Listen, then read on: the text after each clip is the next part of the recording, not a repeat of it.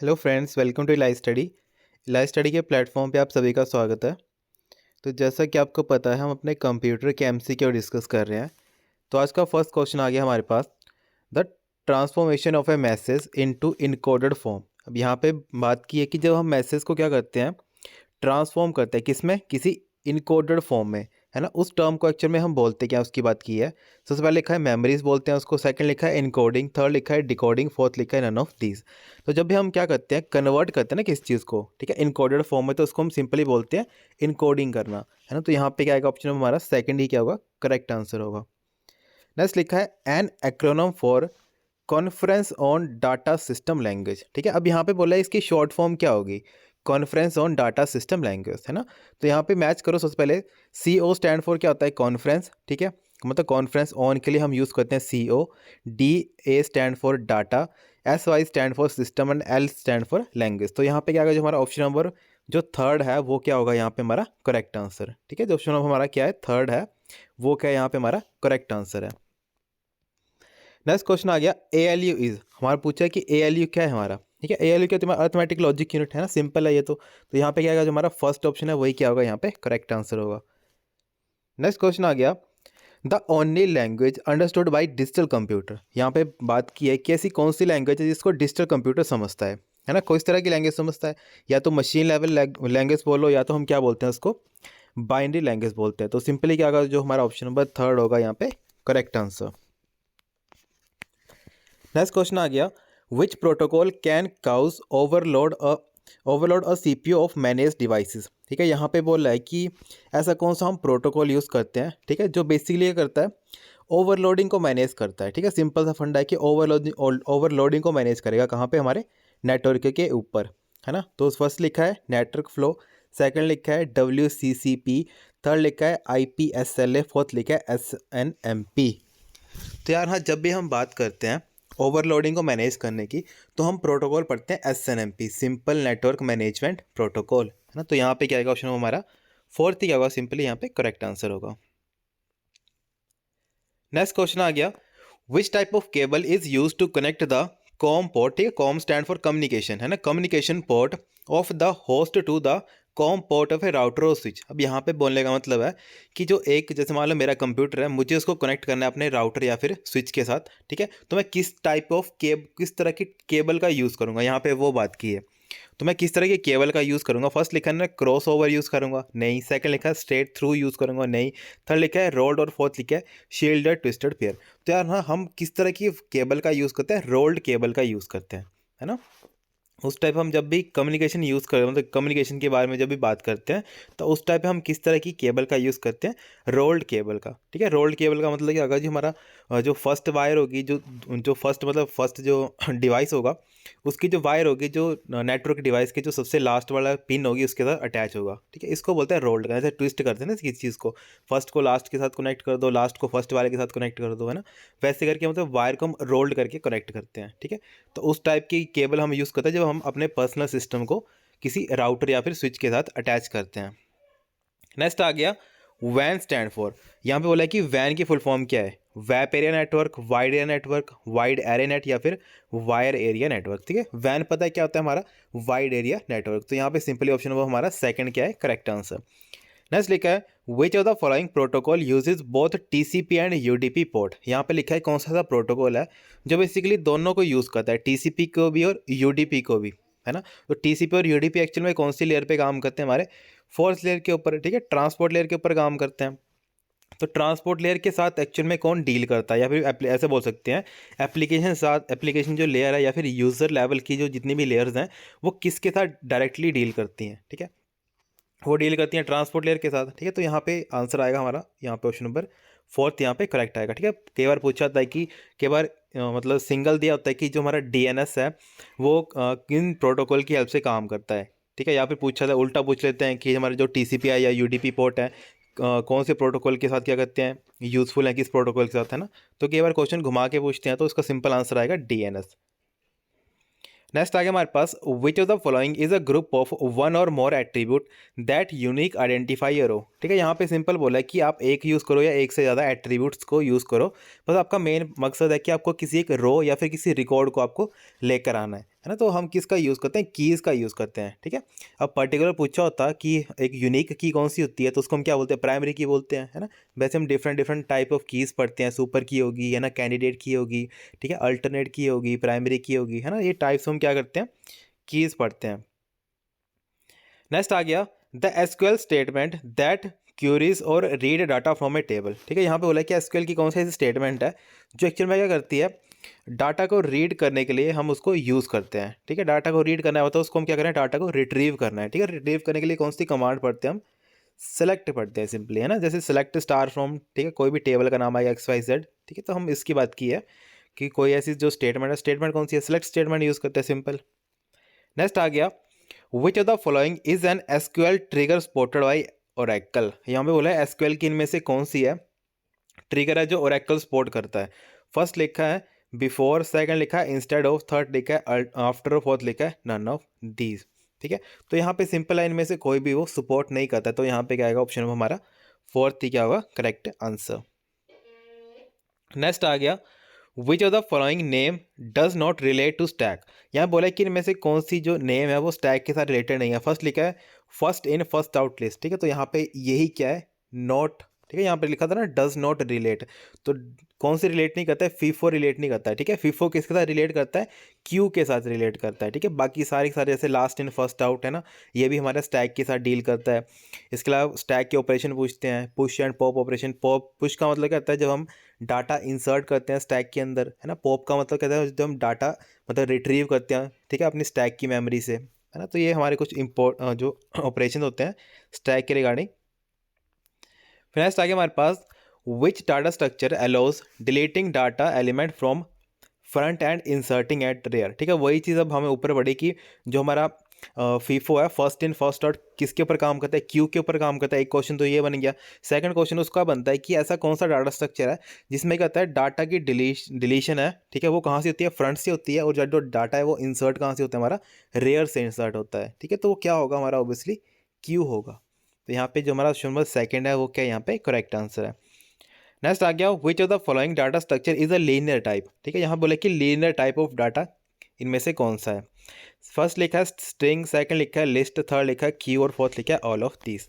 तो यहाँ पे अब लीनियर डाटा टाइप की बात की है, तो यहाँ पे ये सारे के सारे क्या आते हैं, हमारे लीनियर के अंदर आते हैं ना। नॉन लीनियर के अंदर कौन कौन से आते हैं हमारे, जैसे ट्री आ गया, ग्राफ आ गया ना, ये सारे क्या आते हैं हमारे नॉन लीनियर डाटा स्ट्रक्चर होते हैं।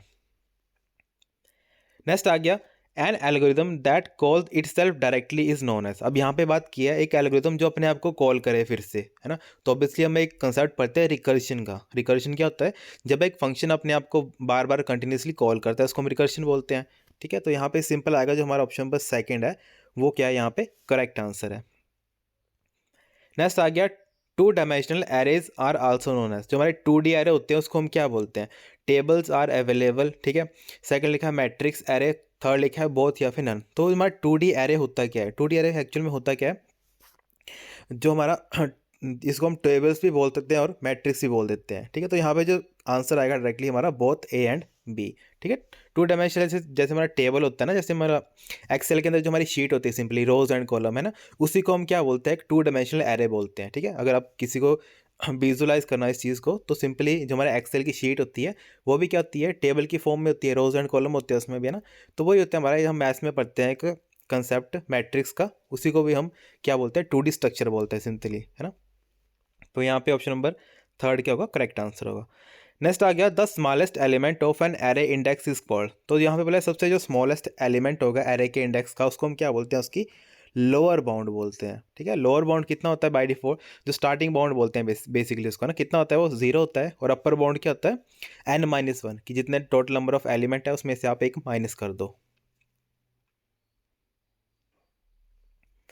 नेक्स्ट आ गया which of the declaration is correct. यहाँ पे बोले कि इनमें से कौन सी डिक्लेरेशन है वो करेक्ट है, ठीक है। फर्स्ट लिखा है इंट लेंथ, सेकंड लिखा है करेक्टर इंट, थर्ड लिखा है इंट लॉन्ग, फोर्थ लिखा है फ्लोट और डबल, ठीक है। तो यहाँ पे क्या है, जो हमारा ऑप्शन नंबर फर्स्ट है वही क्या है यहाँ पे हमारा करेक्ट आंसर है, ठीक है। क्योंकि यहाँ पे देखो बाकी सभी में क्या है, दोनों क्या यूज़ किए हैं, कीवर्ड यूज़ किए हैं, जैसे कैर आ गया, इंट आ गया, ये दोनों क्या है, कीवर्ड है, ठीक है। तो हमने जब हम पढ़ते हैं सी लैंग्वेज तो हम क्या बोलते हैं कि जब भी हम किसी लोकेशन का नाम देते हैं बेसिकली, तो वहाँ पे हम क्या कर सकते हैं, जो रिजर्व वर्ड है या फिर उसको बोलते हैं कीवर्ड, उनको हम यूज़ नहीं करते हैं। तो कैरेक्टर के साथ हमने क्या यूज़ किया, इंट, तो ये यहाँ पे गलत हो गया। इसके बाद नेक्स्ट आ गया, इंट के साथ इन्होंने फ्लोट यूज़ किया, मतलब सॉरी हाँ लॉन्ग यूज़ किया है ना, तो लॉन्ग भी यहाँ पे गलत हो गया, ठीक है। कि लॉन्ग भी क्या होता है, प्री डिफाइन है कोई चीज़ पहले से कीवर्ड। नेक्स्ट आ गया फ्लोट, फ्लोट के साथ डबल, ठीक है, तो डबल भी हम यूज़ नहीं करते हैं। तो यहाँ पे सिंपली हमारा फर्स्ट ऑप्शन होगा वो यहाँ पे क्या है, करेक्ट डिक्लेरेशन है, ठीक है। यहाँ पे एक मिस्टेक है, जैसे इंट इन्होंने आई, इंट का आई कैपिटल है पर यहाँ पे इंट का आई स्मॉल आना था, है ना। यहाँ पे जो फर्स्ट ऑप्शन है इसमें इंट का आई स्मॉल आना था, क्योंकि हम पता है जब सी लैंग्वेज पढ़ते हैं तो सी की हमारी केस सेंसिटिव लैंग्वेज है ना, स्मॉल में सब चीज़ें चलती हैं वहाँ पे। नेक्स्ट आ गया, which of the following can not be checked in switch case statement. अब यहाँ पे बोला है कि हम स्विच केस पढ़ते हैं सी के अंदर, वहाँ पे किस तरह की स्टेटमेंट हम चेक नहीं करते हैं, है ना। तो वहाँ पे एक काफ़ी पॉपुलर क्वेश्चन है ये कि हम फ्लोट को एक्चुअल में फ्लोट वैल्यूज़ को चेक नहीं करते हैं, बाकी सारी की सारी वैल्यू हम स्विच केस में यूज़ कर सकते हैं। नेक्स्ट आ गया, how can you avoid DQL injection, ठीक है, डाटा क्यूरी लैंग्वेज इंजेक्शन, जैसे हैकिंग से बचना हो तो उसके लिए हमें क्या करना पड़ेगा, ठीक है। तो सिंपली उसका आता है कि हम क्या करें, जो प्रोग्रामिंग है उसको काफ़ी केयरफुली करें। तो यहाँ पे ऑप्शन नंबर जो हमारा थर्ड है वो क्या है, यहाँ पे करेक्ट आंसर है। नेक्स्ट आ गया हमारे पास, यहाँ पे दे रखा है डबल डी, ठीक है, यहाँ पे इक्वेशन दे रखी है डबल डी मैथ, फिर उसके बाद राउंड फंक्शन यूज़ किया है, राउंड 2.5 मैथ और रैंडम, ठीक है। अब यहाँ पे होगा क्या, यहाँ पे हमें रिटर्न करके क्या मिलेगा, 2.5 की कोई रैंडम वैल्यू मिलेगी, है ना। तो 2.5 की रैंडम वैल्यू मान लेते हैं हम।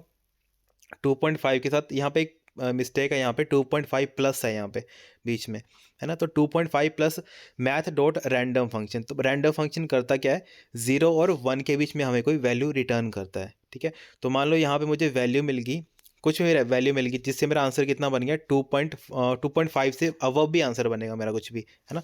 फिर लास्ट में मेन फंडा क्या है, यहाँ पे राउंड फंक्शन यूज़ किया है। तो राउंड फंक्शन क्या करता है, किसी भी वैल्यू को राउंड कर देता है सिंपली, है ना। तो जैसे 2.75 आएगा तो उसको राउंड ऑफ करके उसकी वैल्यू कितनी बन जाएगी, 3 बन जाएगी, ठीक है। तो यहाँ पे जो आंसर हमें इवेल्यूएट होके मिलेगा वो मिलेगा 3। नेक्स्ट आ गया, which one is the modern light weight message exchange format, ठीक है। यहाँ पे बोला है कि light weight message exchange format कौन सा है ना। तो लाइट वेट एक्चुअल में लैंग्वेज कौन सी होती है, जावास्क्रिप्ट होती है ना। तो इसी के रिगार्डिंग हम कौन सा पढ़ते हैं, जेसन पढ़ते हैं, जावास्क्रिप्ट ऑब्जेक्ट, ठीक है। यहाँ पे जो हमारा ऑप्शन नंबर थर्ड है वो क्या है, यहाँ पे करेक्ट आंसर है जेसन। नेक्स्ट आएगा, विच of the following TCP IP address constitute the loop back address. यहाँ बोला कि इनमें से लूप बैक एड्रेस कौन है, ठीक है। तो यहाँ ना तो फर्स्ट ऑप्शन है, ना तो सेकंड ऑप्शन, ना तो थर्ड ऑप्शन है, ठीक है। तो यहाँ पे जो हमारा फोर्थ ऑप्शन है, ठीक है, वो यहाँ पे क्या है, करेक्ट आंसर है। ये होता है हमारा एक loopback address. Next question आ गया, which one is not a high level language. यहाँ बोला कि हाई लेवल लैंग्वेज कौन सी नहीं है यहाँ पे। तो असेंबली किस तरह की लैंग्वेज आती है हमारी, एक लो लेवल लैंग्वेज के अंदर ही रखते हैं इसको। तो यहाँ पे ऑप्शन नंबर जो हमारा थर्ड है वही क्या है, यहाँ पे करेक्ट आंसर है। नेक्स्ट आ गया, which one is a universal gate. Universal gate कौन से होते हैं, एक तो नैंड होता है, दूसरा कौन सा होता है, नोर होता है, ठीक है। तो यहाँ पे जो हमारा ऑप्शन नंबर फर्स्ट है वही क्या है, करेक्ट आंसर है। नेक्स्ट आ गया, who is known as father of artificial intelligence, ठीक है। AI का फादर पूछा है तो हमें पता है कौन है, जॉन मैकार्थी करके, है ना। बाई चांस ऑप्शन में जॉन मैकार्थी नहीं दिया होता तो वहाँ पे हमें टिक करना है एलन ट्यूरिंग के ऊपर, ठीक है, क्योंकि एलन ट्यूरिंग ने भी अपना क्या दिया है, कंट्रीब्यूशन दिया है AI के रिगार्डिंग। नेक्स्ट आ गया, यहाँ पे बोला है कि जो हमारा बाइनरी नंबर ही है, ठीक है, इसका आंसर क्या निकलेगा। तो इसका जब इवैल्यूएट करोगे, ठीक है, बाइनरी हमने इवैल्यूएट करना सीखी है, तो इसको जब हम इवैल्यूएट करते हैं तो इसका आंसर ही ऑप्शन नंबर जो हमारा थर्ड है वो निकलेगा यहाँ पे। तो यहाँ पे ऑप्शन नंबर थर्ड क्या है, करेक्ट आंसर है। नेक्स्ट आ गया, what does CSA stand for, ठीक है।